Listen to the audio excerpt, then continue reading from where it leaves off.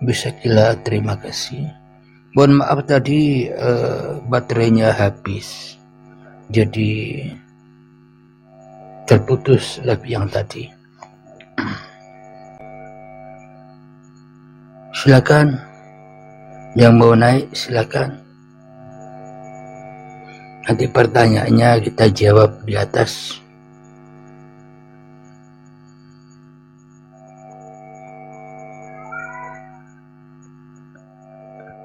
Nggak apa-apa naik di atas, udah.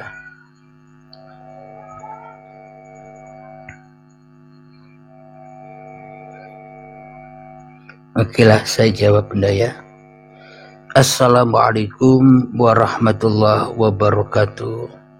Ada pertanyaan dari Bunda Sakila. Mas tanya, jika Allah belum mengizinkan keinginan hambanya tidak terjadi. Intinya bila keinginan kita, cita-cita kita belum terrealisasi, pasti manusianya berharap-harap, harap-harap cemas. Kok belum terwujud apa yang aku inginkan?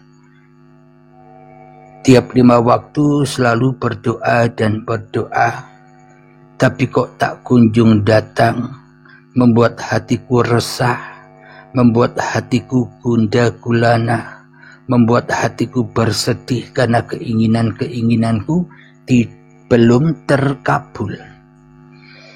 Karena semua masih keinginan manusia, pasti manusia akan menemukan kekecewaan.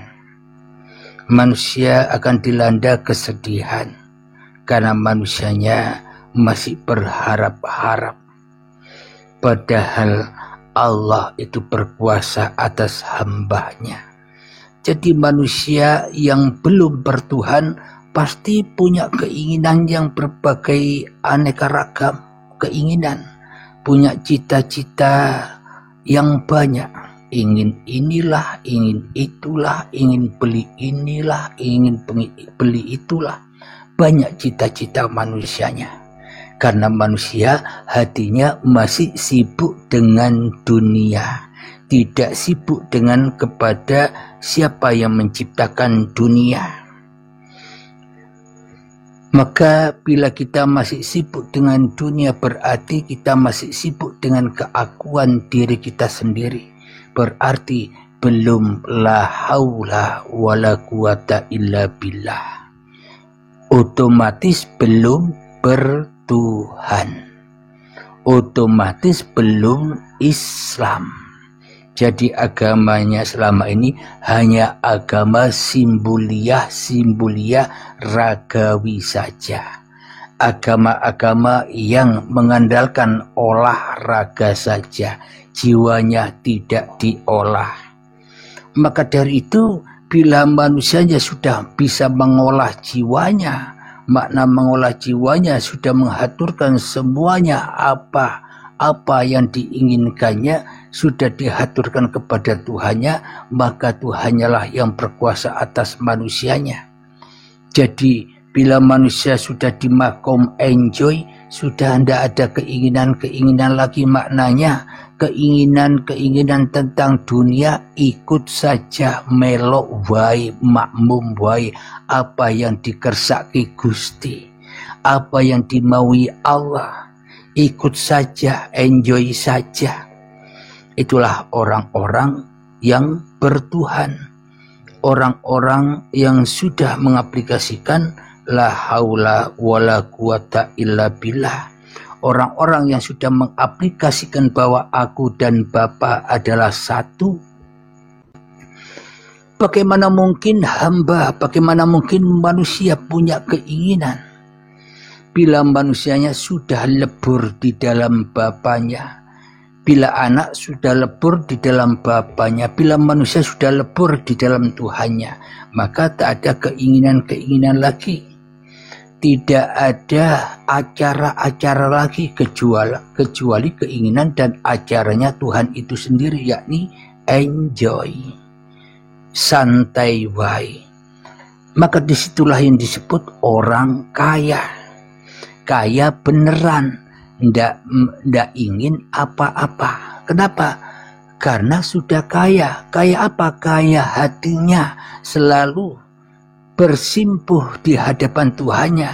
Karena apa-apa yang diinginkannya, maka Tuhan lebih tahu apa yang diinginkannya.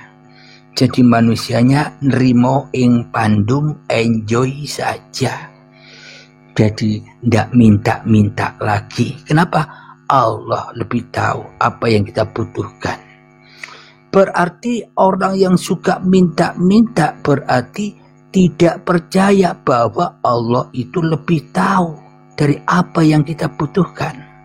Makanya dari itu manusia yang masih terhijab dengan Tuhan, maka ia selalu hidup di dalam kekecewaan, hidup di dalam penderitaan, hidup di dalam penyesalan, hidup di dalam ketakutan. Kenapa? Karena manusianya masih mencuri uripe Allah, masih mencuri hidupnya Tuhan, masih mencuri kuasanya Tuhan. Jadi manusianya pasti mengalami kegelisahan di dalam hidupnya karena banyak yang diingin-inginkannya. Padahal sesungguhnya manusia itu tidak butuh apa-apa. Tuhanlah yang butuh apa-apa. Kenapa? Karena Tuhanlah yang memerankan manusia. Kenapa Tuhan itulah yang butuh apa-apa? Karena Tuhanlah penguasa manusia. Disitulah bila sudah sampai di makom enjoy, maka kajiannya terbalik. Kalau dulu kajiannya seolah-olah manusianya yang mengenal Tuhan. Tapi ketika sudah di alam enjoy, maka manusia tidak butuh mengenal Tuhan. Kenapa? Karena Tuhan lebih mengenal manusia daripada manusia itu sendiri. Jadi enjoy saja. Semoga jawabannya Bu Sakila bisa dipahami ya. Sudah terpuaskan atas jawabannya Bu Sakila?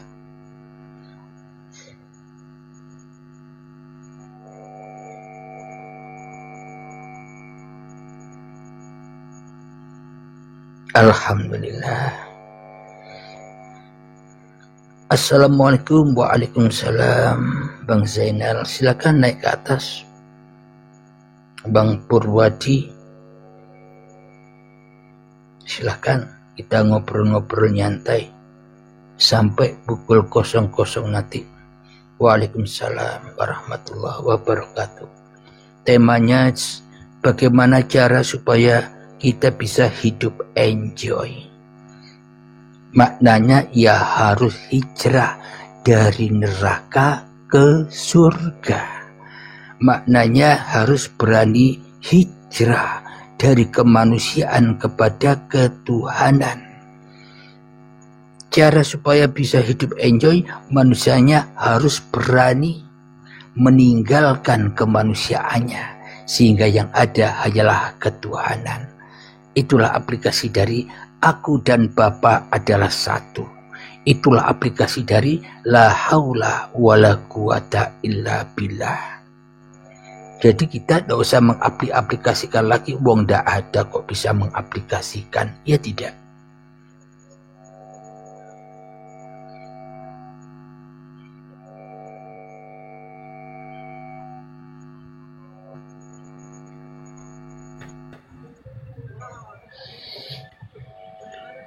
Assalamualaikum warahmatullahi wabarakatuh. Kang Purwadi, saya selalu dan bahagia selalu.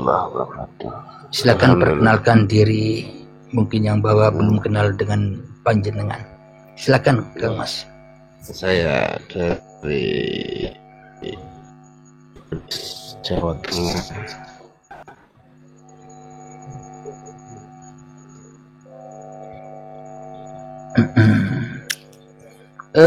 Yang di bawah tolong sinyal saya apa terputus-putus?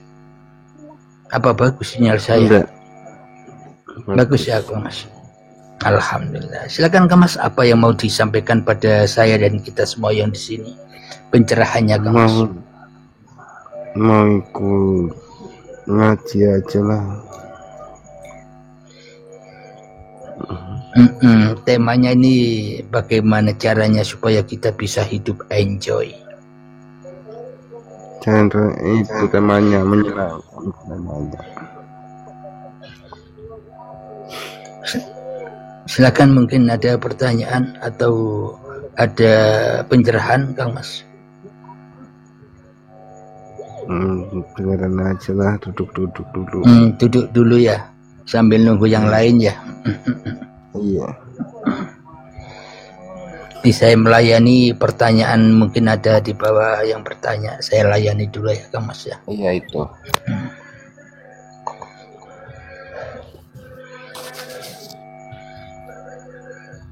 Jadi makna bagaimana cara supaya kita bisa hidup enjoy itu ada di dalam Al-Quran. Ya ayyatuhan nafsul mutmainnah, wahai jiwa-jiwa yang tenang.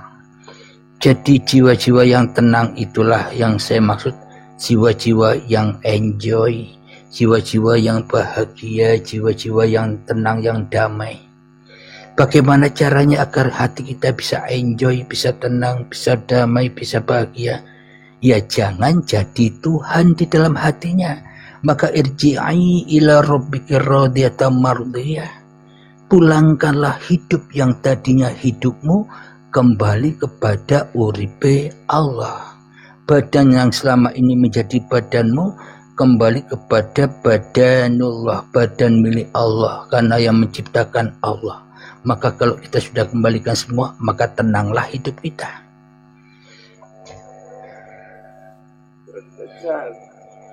Assalamualaikum warahmatullahi wabarakatuh, Kang Saifuddin. Silakan perkenalkan diri, abangku Saifuddin. Dari mana?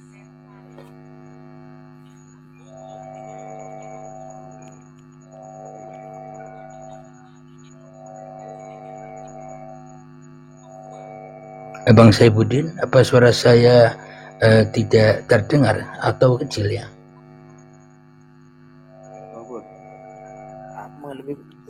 Saya masuk kotak.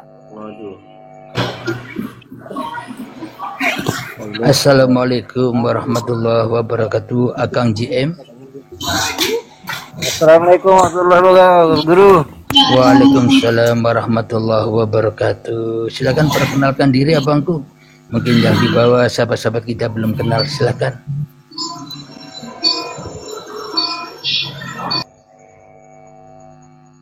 Oh, terpental abangku. Mungkin sinyalnya. Silakan yang lain yang mau bergabung, silakan.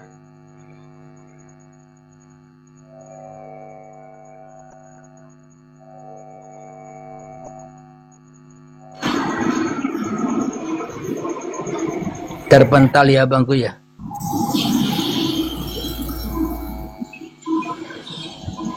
Silakan Kang Akang JM. Halo. Ya, silakan abangku. Sehat selalu dan bahagia selalu. Silakan perkenalkan diri. Assalamualaikum. Waalaikumsalam warahmatullahi wabarakatuh. Mohon izin mau bertanya. Ya, silakan abangku. Iya. Mau bertanya, apakah manusia ini mempunyai takdir? Takdir. Iya, sedangkan kita sebetulnya kan yang disebut takdir itu kan hanya Allah sendiri yang punya takdir. Kita diperjalankan, apa itu betul itu?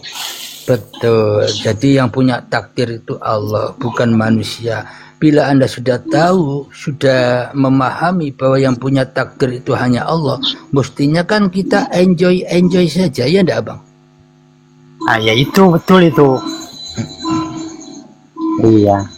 Karena selama ini manusia mengaku-ngakui bisa menciptakan takdir-takdirnya sendiri, ya enggak? Iya, betul. Sehingga manusia kepanasan dengan takdirnya sendiri ketika ia tidak berhasil menjalankan apa yang diinginkannya, ya kan? Iya, betul. Tapi kalau manusia tidak mengikuti hawa nafsunya, melainkan manusianya sudah menyerahkan semua takdir-takdir yang ada dirinya kepada Tuhannya, maka disitulah yang disebut makom enjoy. Iya betul itulah enjoy ya, betul tuh Bang. Enjoy rasanya kita kalau kita lari ke situ tuh. Ya itulah yang dimaksud bertuhan itu abang tuh. Iya. Karena yang ada. Kadang aku begini Bang, aku punya masalah kan, utang-utang tuh kan. Kadang aku berdoanya kayak gini, ya Allah, kalau memang ini takdirmu ya Allah, tolong lunaskan. Yang punya utang engkau ya Allah, yang punya masalah engkau, tolong masalah ini engkau selesaikan ya Allah. Apa gitu salah kita ngomong kayak gitu enggak? Alhamdulillah, berarti Anda masih menyuruh Allah untuk menyelesaikan masalah Anda. Berarti kan Anda masih jadi Tuhannya Allah. Oh gitu. Harusnya di mana itu harusnya? Harusnya di mana? Namanya enjoy yo, menang wae, nyantai wae, nonton Allah sambil makan popcorn, ya enggak? Oh gitu. Jadi diamkan aja gitu. Maknanya ikuti saja jalannya. Ketika Anda ditagih hutang-hutang Anda diperjalankan ikhtiar, Anda diperjalankan cari uang, dapat tidak dapat enjoy saja. Berarti bila Anda belum mendapatkan uang, berarti ditakdir belum bisa bayar utang. Oh gitu. Kenapa? Kan takdir Tuhan, tidak ada yang salah. Ditakdirkan Tuhan, ya enggak? Benar. Kalau Anda masih memegang takdir Anda, maknanya Anda masih merasa berkuasa atas diri Anda. Ketika Anda bersusah payah mencari rezeki, ketika tidak dapat apa yang Anda harapkan, Anda kecewa. Ya, iya betul. Ketika Anda mendapatkan rezeki yang Anda maksudkan sehingga Anda bisa membayar semua hutang Anda jadi sombong, jadi bangga, ya kan? Iya. Aku juga punya pemikiran kayak gini nih Bang. Aku punya pemikiran kayak gini ya. Kataku kan gini, kalau seandainya ini takdir manusia ini nggak bakal tahan, kataku kan gitu dalam hati aku kan. Kalau aku punya takdir, pasti aku nggak tahan. Pasti aku frustasi, pasti aku kecewa kan gitu. Jadi memang makanya di dalam rukun iman yang pertama iman kepada Allah, yang kedua iman pada malaikat, yang ketiga iman pada kitab, yang keempat iman pada utusan atau rasul, yang kelima iman pada hari akhir, dan yang keenam intinya ketika sudah selesai semua dan di akhir kemanusiaannya pasti manusia ketemu dengan iman kepada qada dan qadar, ya enggak? Iya betul. Nah, kalau Anda sudah beriman kepada Allah, pasti Anda beriman kepada qada dan qadar. Enjoy saja. Iya. Betul. Kalau satu lagi aku mau bertanya ya. Silakan. Kalau mengenai kita sholat itu kan istilahnya waktu sholat itu gimana supaya kita menyatu, istilahnya dalam sholat itu kan dia yang sholat itu supaya khusyuk. Iya, istilahnya yang sholat kan hanya dia.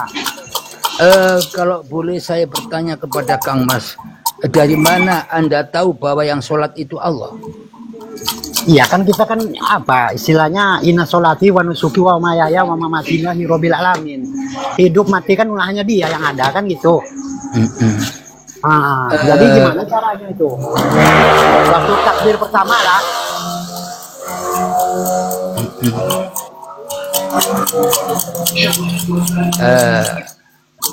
Kadang kita bilang yang sholat kan Allah. Nah, yang bilang begitu kan masih manusianya, Kang Mas. Iya betul. Iya betul. Karena manusianya seolah-olah tahu bahwa yang sholat ini Allah, yang makan Allah, yang ibadah Allah. Kenapa yang tahu masih manusianya, ya enggak?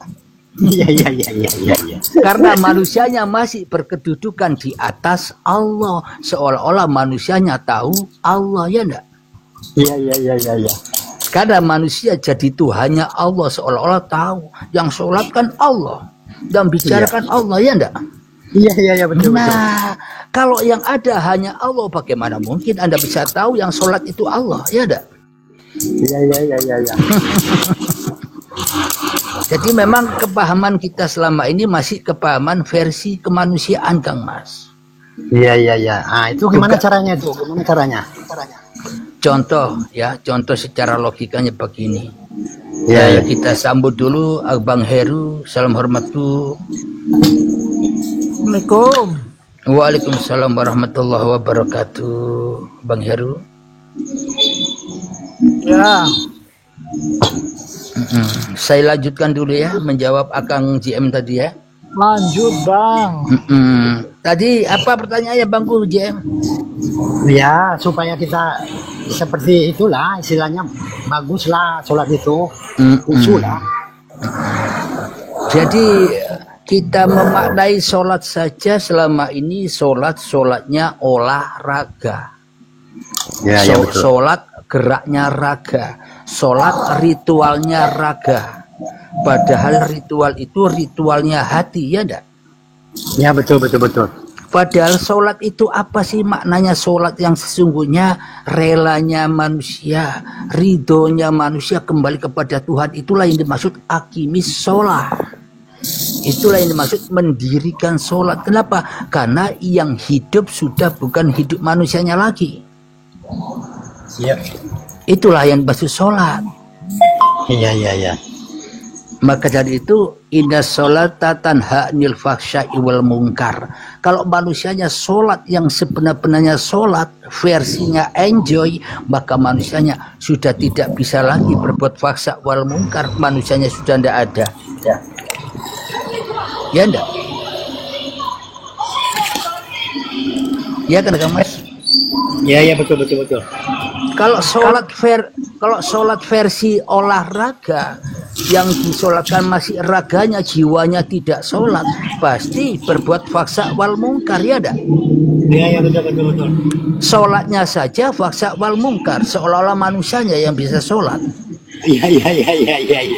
Ibadahnya saja fahsya wal munkar, seolah-olah manusianya yang bisa beribadah. Padahal manusianya beribadah dan sholat kepada hawa nafsunya sendiri, ya enggak? Iya. Itulah sholat. Jadi memang manusia caranya sholat khusyuk bagaimana? Ya jangan sholat. Iya. Jangan sholat di sini, jangan salah paham. Saya tidak menganjurkan Anda tidak sholat. Maknanya Anda lakukan apa yang sudah menjadi kebiasaan Anda, sholat 5 waktu, tapi di dalam 5 waktu Anda di situ belajar mati. Bukan belajar sholat, bukan menyembah, tapi 5 waktu itu belajar mutu qoblam antal maut. Iya, belajar matikan diri ya. Nah, jadi maknanya 5 waktu itu belajar aku dan Bapak adalah satu. Belajar la haula wala quwata illa billah. Tapi kalau manusianya yang masih sholat, ya jauh dari la haula wala quwata illa billah, ya enggak? Iya. Betul. Makanya dari itu ini bisa dipahami hanya bagi orang-orang yang sudah di makom enjoy. Lanjut Abang. Yap. Makasih. Silakan abang-abang yang lain mungkin ada pertanyaan atau ada pencerahan buat kita yang di sini. Terima kasih banyak ya. Ya kan Mas, sudah ada pertanyaan lagi sudah habis pertanyaannya. Nantilah. Iyalah. Ya, oke, di mute dulu gantian dengan yang baru hadir.